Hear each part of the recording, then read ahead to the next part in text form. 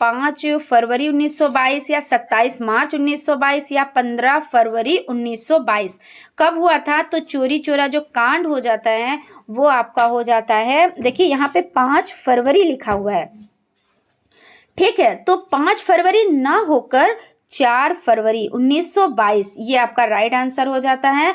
देशबंधु कहे जाते थे कौन? चित्तरंजन दास, मदन मोहन मालवीय, सुभाष चंद्र बोस, मोतीलाल नेहरू। तो देशबंधु कौन कहे जाते थे? तो इसमें आपका आंसर चित्तरंजन दास ये हो जाते हैं। तो चित्तरंजन दास एक महान स्वतंत्रता सेनानी, राजनीतिक वकील और क्या थे? पत्रकार भी थे। उसके बाद आपका अगला क्वेश्चन हो जाता है, आप लोग लाइक सब्सक्राइब करते रहें, अगर न्यू है तो सब्सक्राइब जरूर कीजिए, क्योंकि सब्सक्राइब तो एक ही बार करना रहता है, ऐसा है तो नहीं है कि बार बार भाई करना रहता है, हाँ लाइक हर सेशन को करना रहता है। ये भारत के प्रथम उप प्रधानमंत्री थे भीमराव अम्बेडकर या सरदार वल्लभ भाई पटेल, गोविंद वल्लभ पंत या सी राजगोपालाचारी। तो इसमें आपका आंसर कौन सा हो जाएगा? तो आंसर आपका हो जाएगा सरदार वल्लभ भाई पटेल, ये बा ऑप्शन आपका जो है वो राइट हो जाएगा। और किसी स्थान पर लंबे समय तक पाए जाने वाली मौसमी दशाओं को क्या कहते हैं? तो मौसम कहते हैं, जलवायु कहते हैं, ऋतु कहते हैं या मानसून कहते हैं। तो देखिए अगर शॉर्ट टाइम की बात की जाए तो वो मौसम होता है, क्योंकि मौसम का तो कुछ पता नहीं होता, हर सेकंड, हर मिनट, हर घंटे, हर दिन, हर सप्ताह, हर महीने वो बदलता रहता है। भाई अभी धूप निकली है, थोड़ी देर में क्या आप देखेंगे कि छाँव हो गई, अभी गर्मी बहुत ज़्यादा पड़ रही है, थोड़ी देर में आप क्या देखेंगे? सर्दी पड़ने लगी। ऐसे होता नहीं, कभी कभी बहुत ज़्यादा गर्मी लग रही होती है, एकदम से अचानक से बहुत ठंड जैसी लगने लगती है ना, या बहुत ज़्यादा धूप निकली है और बारिश होने लगती है। यानी मौसम क्या है, बहुत मतलब शॉर्ट में चेंज होता है, बहुत कम समय में चेंज होता है। लेकिन जो जलवायु होती है ये क्या होती है? ये लंबे समय का होता है, यानी वर्ष में होता है। तो इसलिए यहाँ पे क्या बात कही गई है? किसी स्थान पर लंबे समय तक पाए जाने वाली मौसमी दशाओं को क्या कहते हैं? तो जलवायु कहते हैं, ठीक है। सुनामी घटना कब घटित हुई? तो 1999 में या 2001 में या 2004 में या 2005 में। तो सुनामी घटना घटित हुई 2004 में ये घटित हुई। तो इस तरह से आपका जो सा ऑप्शन है वो राइट हो जाएगा। उसके बाद अगला क्वेश्चन आपका हो जाएगा, बॉक्साइट किस धातु का अयस्क है? तो शीशे का, तांबे का, जस्ते का, एल्यूमिनियम का। तो इसमें जो आपका आंसर हो जाएगा वो हो जाता है एल्यूमिनियम, यानी बॉक्साइट जो है वो एल्यूमिनियम धातु का अयस्क हो जाता है।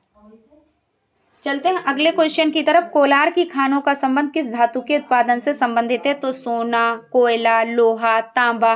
तो कोलार की खानों का संबंध जो हो जाता है वो सोने से संबंधित है। यहाँ पे क्या होता है? इन खानों में सोना पाया जाता है। उसके बाद चलते हैं अगले क्वेश्चन की तरफ। सबसे अधिक चीनी मिलों की संख्या किस प्रदेश में है? तो उत्तर प्रदेश में है, महाराष्ट्र में है, कर्नाटक में है या बिहार में है। तो सबसे अधिक जो चीनी मिलों की संख्या हो जाती है वो महाराष्ट्र हो जाती है, ठीक है। क्या हो जाती है? तो ये महाराष्ट्र हो जाती है। और उत्तर प्रदेश को अगर क्या कहा जाता है? तो चीनी का कटोरा भी कहा जाता है। ये चीज़ आप लोग याद रखिएगा, क्योंकि पहले देखिए ऐसा भी था कि उत्तर प्रदेश को ही प्रथम स्थान मिला था। ये चीज़ भी ध्यान रखिएगा कि पहले का अगर पूछा जाए तो उत्तर प्रदेश है, अब का पूछा जाए तो महाराष्ट्र। कहते नहीं कि कोई ऐसा होता है कि भाई पहले आगे चल रहा है उसके बाद दूसरा कोई आगे चलने लगता है, तो ये चीज़ हो जाती है। तो जैसा अगर आपसे क्वेश्चन पूछा जाए उस तरह से आप लोग आंसर लिखेंगे, और ऐसा नहीं है कि इसका आंसर एक ही है कि बस महाराष्ट्र है। अगर पहले का पूछा जाए तो आप उत्तर प्रदेश लिखेंगे, ठीक है। और बाकी आप गूगल करके देख लीजिएगा, क्योंकि कोई डाउट और कन्फ्यूज़न बिल्कुल नहीं होनी चाहिए। डाउट कन्फ्यूज़न का कोई सवाल ही नहीं उठता। एक एक नंबर मैं फिर से कह रही हूँ बहुत ज़्यादा इंपॉर्टेंट है, बहुत ज़्यादा अहमियत रखते हैं, तो हम एक नंबर में भी रिस्क नहीं ले सकते हैं, है ना। संयुक्त राष्ट्र संघ का प्रधान कार्यालय स्थित है कहाँ? नई दिल्ली में, जेनेवा में, न्यूयॉर्क में, रोम में, कहाँ है? तो आपका हो जाता है कि संयुक्त राष्ट्र संघ का प्रधान कार्यालय जो हो जाता है वो जेनेवा हो जाता है। कहाँ हो जाता है? तो जेनेवा हो जाता है या न्यूयॉर्क हो जाता है? तो ये न्यूयॉर्क में है। यहाँ पे आपका जो सा ऑप्शन है वही आपका राइट है। यहाँ पे देखिए जेनेवा नहीं है, न्यूयॉर्क है, ठीक है। तो और आपका हथकरघा उद्योग जो हो जाता है वो कुटीर उद्योग है, रसायन उद्योग है, आधारभूत उद्योग है, लघु उद्योग है। तो कुटीर उद्योग यानी कम पैसा खर्च करके कम जगह में जब हम कोई व्यापार शुरू करते हैं, जब हम कोई काम शुरू करते हैं ना, तो उसको कुटीर उद्योग कहते हैं। तो हथकरघा जो होता है ना वो उसको कुटीर उद्योग कहा जाता है। यानी कम खर्च में जो उद्योग किया जाता है। मंगल पांडे को फांसी कब दी गई? तो 6 अप्रैल 1857, 8 अप्रैल 1857, 6 अप्रैल 1858 या 8 अप्रैल 1858। तो मंगल पांडे को जो फांसी दी गई वो आपका हो जाता है 8 अप्रैल 1857, ये आपका राइट आंसर है। और केगा परमाणु ऊर्जा उत्पादक केंद्र भारत के किस प्रदेश में स्थित है? तो गुजरात, कर्नाटक, तमिलनाडु, केरल। तो केगा परमाणु ऊर्जा उत्पादक केंद्र भारत के जो कर्नाटक में, यानी कि ऑप्शन आपका राइट है, तो कर्नाटक में स्थित हो जाता है। विश्व पर्यावरण दिवस कब मनाया जाता है? तो 5 जून को या 16 सितंबर को या 22 मार्च को या 6 जनवरी को। तो यहाँ पे हम बात कर लेते हैं। देखिए जो पर्यावरण दिवस हो जाता है वो तो 5 जून को मनाया जाता है, ठीक है, क्योंकि ये जो डेट्स है ना ये बहुत ज़्यादा इंपॉर्टेंट हो जाती हैं। इससे रिलेटेड क्वेश्चन एग्जाम में आते ही आते हैं, हम जितना इंपॉर्टेंट कहें उससे भी अधिक ये ज़्यादा इम्पोर्टेंट हो जाते हैं। और अगर हम बात कर लेते हैं 16 सितंबर की, तो 16 सितंबर को कौन सा दिवस मनाया जाता है? तो ये ओजोन दिवस हो जाता है। क्या हो जाता है? तो ओजोन दिवस हो जाता है। और अगर हम बात कर लें कि आपका हो जाता है 22 मार्च को कौन सा हम दिवस मनाते हैं, तो इस पर भी हम लोग क्या करते हैं, डिस्कस कर लेते हैं। 22 मार्च को कौन सा दिवस मनाया जाता है? यहाँ पे देख लेते हैं कि 22 मार्च को कौन सा दिवस मनाया जाता है, तो विश्व जल दिवस हो जाता है। और 6 जनवरी तो विश्व युद्ध अनाथ दिवस मनाया जाता है, ठीक है। तो ये जो दिवस है इनको आप लोग अच्छे से याद कर लीजिएगा। और चलते हैं अगले क्वेश्चन की तरफ। इसमें आंसर तो बता ही दिया था। विश्व पर्यावरण दिवस जो मनाया जाता है वो 5 जून को मनाया जाता है। जनगणना 2011 के अनुसार उत्तर प्रदेश का सर्वाधिक साक्षरता वाला जो हो जाता है वो कौन सा हो जाता है, यानी सर्वाधिक साक्षरता वाला जिला कौन सा हो जाता है? तो कानपुर या गौतम बुद्ध नगर या प्रयागराज या वाराणसी। तो गौतम बुद्ध नगर ये हो जाता है, यानी ऑप्शन आपका राइट हो जाता है। और भारत का सबसे लंबा राष्ट्रीय राजमार्ग, राष्ट्रीय राजमार्ग 1, राष्ट्रीय राजमार्ग 2, राष्ट्रीय राजमार्ग 7 या राष्ट्रीय राजमार्ग 14। तो इसमें आपका जो आंसर हो जाता है वो हो जाता है राष्ट्रीय राजमार्ग जो 7 है वो आपका राइट आंसर हो जाता है। योजना आयोग के स्थान पर नीति आयोग की स्थापना निम्नलिखित में से किस वर्ष हुई? तो 2014, 2015 या 2016 या 2017। तो योजना आयोग के स्थान पर नीति आयोग की स्थापना जो हो जाती है वो 2015 और 1 जनवरी कब? तो 1 जनवरी 2015, ये आपका राइट आंसर हो जाएगा। हे राम भारत छोड़ो किसका कथन है? तो पंडित नेहरू का, जयप्रकाश नारायण का, महात्मा गांधी का या श्यामलाल गुप्ता का। तो इसमें आपका हो जाता है हे राम और भारत छोड़ो, ये जो कथन हो जाते हैं ये महात्मा गांधी जी के हो जाते हैं। और कब दिए? तो 9 अगस्त को दिया था इन्होंने, ठीक है। तो इसमें जो आंसर आपका हो जाता है वो सा ऑप्शन आपका राइट हो जाता है। और अगर ये बात पूछ ली जाए कि कब, तो 9 अगस्त को ये हो जाता है इसका, ठीक है। और अगला क्वेश्चन देखिए, यहाँ पे आपके जो वस्तुनिष्ठ टाइप क्वेश्चन है वो तो हो चुके हैं कंप्लीट। अब आप लोगों के जो अति लघुत्तरीय टाइप क्वेश्चन हैं वो कंप्लीट किए जाएंगे। यहाँ पे आपके थोड़े क्वेश्चंस कंटिन्यू करेंगे, उसके बाद नेक्स्ट पार्ट में हम लोग और भी इसको कंप्लीट करेंगे। बाकी आप लोगों के जो क्लासेस चल रहे हैं, डिस्कशन क्लासेस और जो मेन टॉपिक हैं और कौन कौन से जो टॉपिक इम्पॉर्टेंट है उन पर हम लोग डिस्कस कर रहे हैं, तो वो भी क्लासेस आप लोगों को कंटिन्यू मिलती रहेंगी, ठीक है ना। तो फ्रेंड्स, अगर आप लोगों को सेशन पसंद आ रहा हो तो लाइक ज़रूर करें, और अगर अभी तक आप लोगों ने चैनल को सब्सक्राइब नहीं किया तो प्लीज़ सब्सक्राइब कर लें, बेल आइकन को प्रेस कर लें। चलते हैं, देखते हैं अति लघुत्तरीय टाइप का जो फर्स्ट नंबर का क्वेश्चन हो जाता है वो देख लेते हैं। वेदों की ओर लौटो नारा किसने दिया? तो ये आपका हो जाता है वेदों की ओर लौटो नारा स्वामी दयानंद सरस्वती ने दिया, ठीक है। उसके बाद आपका हो जाता है भारत छोड़ो आंदोलन का प्रारंभ कहाँ से हुआ? तो भारत छोड़ो आंदोलन का प्रारंभ 1942 में मुंबई में हुआ। और कब हुआ अगर बात की जाए तो 8 अगस्त, क्योंकि आप लोगों को जो डेट्स हैं वो भी याद रखनी है, जो सन है वो भी याद रखने हैं। और चीज़ें पता होते हुए भी गलत कैसे होती हैं? ऐसे ही होती हैं जब हम उसके क्या करते हैं, चीज़ों को थोड़ा सा डिटेल में नहीं पढ़ते हैं, तो ज़रूरी होती है। यहाँ पे तो हम लोग क्या कर रहे हैं, जो आपकी सीरीज़ हो जाती है उसको कंप्लीट कर रहे हैं, तो बहुत ज़्यादा डिटेल में चीज़ों को नहीं पढ़ रहे हैं। लेकिन जो आप लोगों के क्लासेस जो चल रहे हैं उनमें हम लोगों ने क्या एक टॉपिक उठाया और उस पर डिटेल में डिस्कस किया। इस तरह के आप लोगों के जो क्लासेस हैं वो भी बहुत ज़्यादा इंपॉर्टेंट हो जाते हैं, क्योंकि चीज़ें क्या होती है भाई, सिलेबस से पूछी जाती हैं, ठीक है। जो सिलेबस में वो तो पूछी जाएंगी ना, ऐसा तो नहीं बस जो एक क्वेश्चन है रटा रटाया वही आ गया, ऐसा कुछ नहीं होता है। लेकिन कुछ चीज़ें इंपॉर्टेंट होती हैं, कुछ चीज़ें वेरी इंपॉर्टेंट होती हैं, ऐसे होते हैं। उसके बाद आपका अगला क्वेश्चन है, भारत कला भवन कहाँ स्थित है? तो भारत कला भवन वाराणसी उत्तर प्रदेश में स्थित है। कहाँ स्थित है? तो वाराणसी उत्तर प्रदेश में हो जाता है। उत्तर प्रदेश में लोकसभा व राज्यसभा की कितनी सीटें हैं? बहुत ज़्यादा इंपॉर्टेंट है, वेरी वेरी इंपॉर्टेंट है आपका। तो उत्तर प्रदेश में लोकसभा की 80 सीटें और राज्यसभा की 31 सीटें हो जाती हैं। चिपको आंदोलन का किस क्षेत्र में महत्वपूर्ण योगदान रहा है? तो चिपको आंदोलन का वन बचाओ अभियान में महत्वपूर्ण योगदान रहा है। यानी जब वन बचाने की बात आती है तो वो चिपको आंदोलन, ठीक है ना, कि पेड़ों को कैसे बचाया गया था, उसमें क्या था, पेड़ों को चिपका लिया गया था कि हम पेड़ों को नहीं कटने देंगे, ठीक है ना। तो यही आंदोलन हो जाता है चिपको आंदोलन। और जलियांवाला बाग हत्याकांड कब और कहाँ हुआ था? तो 13 अप्रैल 1919 को अमृतसर में जलियांवाला बाग हत्याकांड हुआ था। तो इस कांड में क्या हुआ था, ये कांड क्यों हुआ था? तो बहुत ही शांत सभा का आयोजन हो रहा था, उसमें बहुत सारे बच्चे, जवान, औरतें, सभी लोग इकट्ठा थे। लेकिन क्या हुआ, उसमें अचानक से गोलियां बरसाई गईं और कुछ लोग इसमें घायल भी हुए, कुछ लोगों की मृत्यु भी हो गई। तो बहुत ही दुखद घटना हो जाती है। तो चलिए इसको हम लोग देख लेते हैं। तो यहाँ पे आपका हो जाता है, डॉक्टर सतपाल और सैफुद्दीन किचलू की गिरफ्तारी के विरोध में हो रही सभा पर अंग्रेज जनरल डायर ने अंधाधुंध गोलियां चलवाई। मतलब ये जो घटना थी, तो ऐसा नहीं था कि ये इनकी गिरफ्तारी के विरोध में तो हो रही थी, लेकिन बहुत ही शांत सभा हो रही थी और किसी को ये मतलब थोड़ा सा भी ज्ञान नहीं था कि ऐसा हो जाएगा। लेकिन अचानक से क्या हुआ, अचानक से गोलियां बरसाई गईं।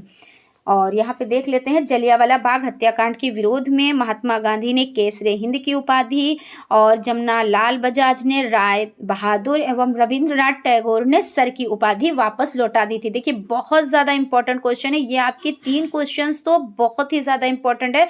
पूछ लिया जाता है क्वेश्चन कि केसरे हिंद की उपाधि किसको दी गई? तो पहला क्वेश्चन तो ये आपका हो जाता है।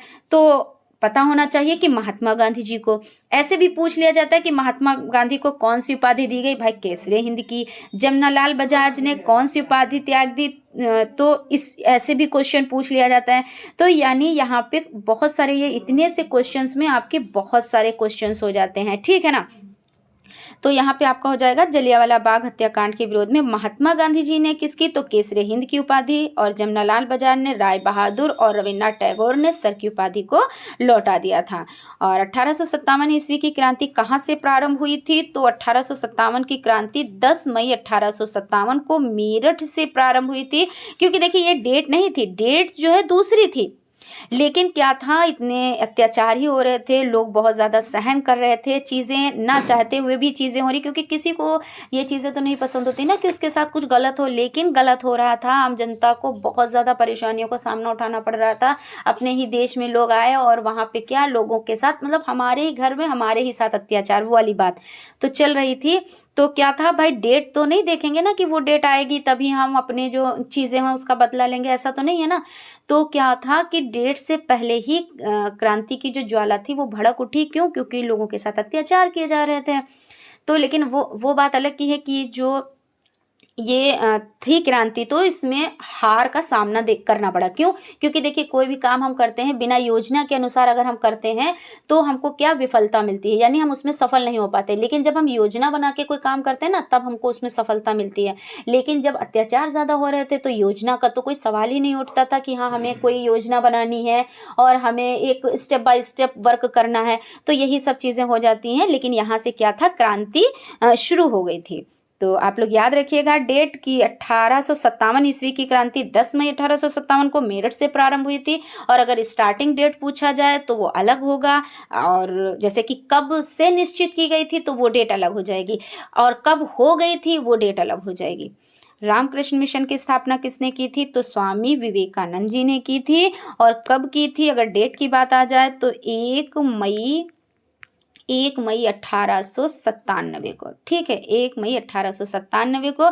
और गांधी जी ने असहयोग आंदोलन किस वर्ष प्रारंभ किया? तो 1920 हो जाता है। और 1 अगस्त, ठीक है, 1 अगस्त उसके बाद आपका हो जाता है विश्व ओजोन दिवस कब मनाया जाता है, क्योंकि देखिए डेट्स बहुत ज़्यादा इंपॉर्टेंट है, तो इसलिए आप लोग इनको अच्छे से याद रखिएगा।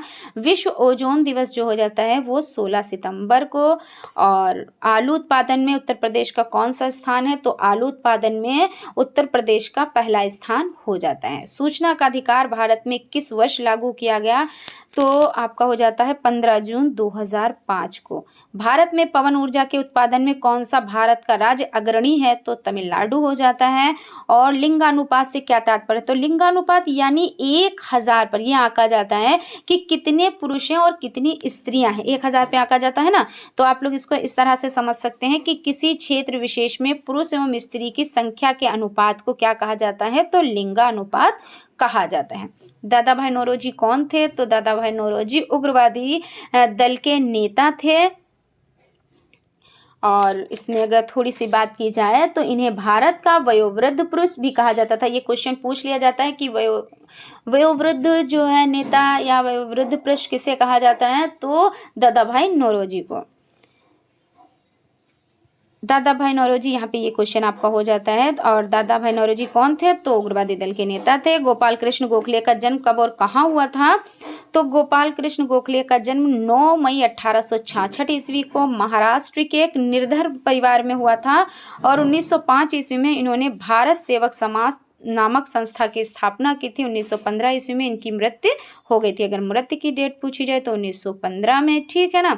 और जन्म की बात पूछी जाए तो 9 मई 1866। अगर मृत्यु की ये मतलब डेट पूछी जाए तो 19 फरवरी, ठीक है, क्योंकि पूछ ले जाते हैं ना, डेट भी पूछ ले जाते हैं, सन भी पूछ ले जाते हैं। उसके बाद है गांधी इरविन पैक्ट कब हुआ था, तो 4 मार्च यहाँ पे लिखा हुआ है, लेकिन 4 मार्च ना होकर ये 5 मार्च हो जाता है, ठीक है ना। तो 5 मार्च आप लोग इसको याद रखिएगा, क्योंकि पूछ लिया जाएगा 4 मार्च, 5 मार्च, 6 मार्च, 8 मार्च, तो आपने तो 4 मार्च पढ़ रखा है तो यही टिक कर देंगे और 1 नंबर आपका चला जाएगा, है ना। तो आप लोग देख लीजिएगा अच्छे से। तो 5 मार्च 1931 को गांधी इरविन पैक्ट हुआ। इसके बाद गांधी जी ने सविनय अवज्ञा आंदोलन स्थगित कर दिया था। गांधी इरविन समझौते को दिल्ली समझौते के नाम से भी जाना जाता है। द्वितीय गोलमेज सम्मेलन कब हुआ था, तो 7 सितंबर 1931 को द्वितीय गोलमेज सम्मेलन हुआ था। गांधी जी ने इस सम्मेलन में भाग लिया था। द्विराष्ट्र के सिद्धांत का प्रतिपादन किसने किया था, जिन्ना ने गांधी जी पर हिंदू राज्य स्थापित करने पर आरोप लगाकर सांप्रदायिकता को भड़काते हुए द्विराष्ट्र सिद्धांत का प्रतिपादन किया था।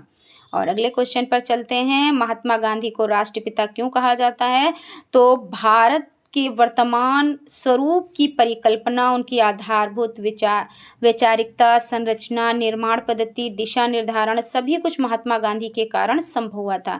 भय संदेह और कमजोरी से देश को मुक्त करके अभूतपूर्व शक्ति का संचार करके गांधी जी ने नए भारत का निर्माण किया। यानी आप कह सकते हैं कि भाई गांधी जी ने हम लोगों के लिए क्या नहीं किया, बहुत कुछ किया, है ना।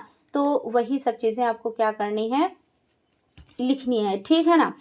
और इन्हें क्या कहा जाता है, तो इन्हें राष्ट्रपिता कहा जाता है। और सर्वप्रथम इन्हें राष्ट्रपिता कहकर किसने संबोधित किया, तो सुभाष चंद्र बोस ने संबोधित किया। ये चीज़ याद रखिएगा, क्योंकि देखिए एक क्वेश्चन में आपके कई क्वेश्चंस तैयार हो रहे हैं, तो इसलिए आप लोग चीज़ों को बारीकी से समझिए। ऐसा नहीं है कि बहुत लोग कहते हैं ना सोशल साइंस बहुत टफ पड़ता है, बहुत टफ पड़ता है, लेकिन जब चीज़ों को आप बारीकी से समझेंगे तो कुछ भी टफ नहीं होता है। और अगला क्वेश्चन आपका हो जाता है सुभाष चंद्र बोस का जन्म कब और कहाँ हुआ था, तो सुभाष चंद्र बोस का जन्म 23 जनवरी 1897 को कटक उड़ीसा में हुआ था। और 1857 के प्रथम स्वाधीनता संग्राम के दौरान भारत का गवर्नर जनरल कौन था, तो 1857 के प्रथम स्वतंत्रता संग्राम के दौरान भारत का गवर्नर जनरल डायर कैनिंग था। और 1857 के प्रथम स्वाधीनता संग्राम पर लिखी गई सरकारी किताब कौन सी है, तो इसमें आंसर आपका हो जाता है 1857 का स्वातंत्र्य समर, लेखक विनायक दामोदर सावरकर ये हो जाते हैं, ठीक है ना। तो आज का सेशन हम यहीं पे कंप्लीट करते हैं। आई होप आप लोगों को सेशन पसंद आया होगा, और अगर सेशन पसंद आया तो एक लाइक ज़रूर करें। और अगर अभी तक आप लोगों ने चैनल को सब्सक्राइब नहीं किया तो प्लीज़ सब्सक्राइब कर लें, बेल आइकन को प्रेस कर लें, और हो सके तो अपने फ्रेंड्स में भी ज़रूर शेयर करें, क्योंकि सभी का बेनिफिट होना ज़रूरी है। और बाकी आप लोग अब ये कहेंगे कि मैम हम क्यों सब्सक्राइब करें, ठीक है, तो हम आपको बताना चाहेंगे कि देखिए हर एक चीज़ आप लोगों को फ्री में प्रोवाइड हो रही है। फ्री पीडीएफ नोट्स और आपको क्लासेस भी फ्री में प्रोवाइड हो रही है। इसके लिए कोई भी आपको चार्ज नहीं देना पड़ेगा। तो इतनी सभी चीज़ें अगर फ्री में है तो आप लोगों को चैनल को सब्सक्राइब कर लेना चाहिए और तैयारी को आपको बेहतर से बेहतरीन बनाना चाहिए। ठीक है, तो फ्रेंड्स हम लोग यहीं पे विदा लेते हैं, बाकी मिलते हैं कल की क्लास में। तब तक आप लोग अपना ख्याल रखें, स्टडी को कंटिन्यू करें। Thank you.